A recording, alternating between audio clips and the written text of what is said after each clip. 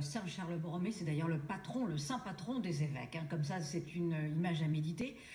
C'était l'évêque de Milan. Il était donc en première ligne en 1576 pendant l'épidémie de peste. Qu'est-ce qu'il a fait? Il a d'abord conseillé les autorités civiles. Ça allait de soi, si j'ose dire, en disant il faut séparer les bien portants des malades, il faut fermer les portes de la ville. Ensuite, il a joué son rôle d'évêque, c'est-à-dire il a eu soin des âmes en apportant la communion aux pestiférés.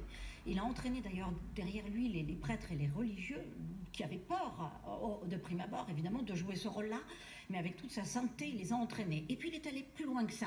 Quand les autorités civiles ont décidé de décréter la quarantaine et donc un confinement absolu, il a dit c'est pas possible. D'abord, l'isolement profond va causer beaucoup de dégâts, et ensuite priver les fidèles de la messe, c'est pas jouable. Donc il a prévenu les autorités. Il a dit moi je vais prendre des mesures, et il s'est montré très inventif. D'abord il a fait sonner 7 fois par jour les cloches de toutes les églises de Milan, en invitant les fidèles à prier tous ensemble au même moment pour leur donner de la force d'âme à travers la prière, bien entendu.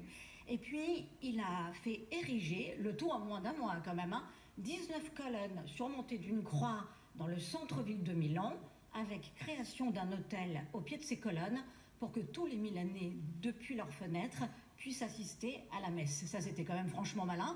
Et évidemment, tous les Milanais qui le souhaitaient pouvaient communier. Le prêtre s'arrêtait en bas de la porte. Voilà donc ce qu'a fait Saint Charles Borromée, inventif en contournant le règlement, pour évidemment apporter la messe à tous ceux qui le souhaitaient. Le deuxième exemple, notons quand même que Saint Charles Borromée, qui a pris des risques énormes, n'a jamais contracté la peste. Deuxième exemple, c'est donc Saint Jean Bosco, qui en 1854 est confronté à l'épidémie de choléra à Turin. Et là, il envoie les jeunes gens qui décident évidemment d'apporter la communion aux fidèles, non seulement de beaucoup prier, mais d'être toujours porteurs d'une image de la Vierge Marie. Et là encore, aucun de ces personnes qui se sont donc montrées très chrétiens n'ont été touchés par le choléra.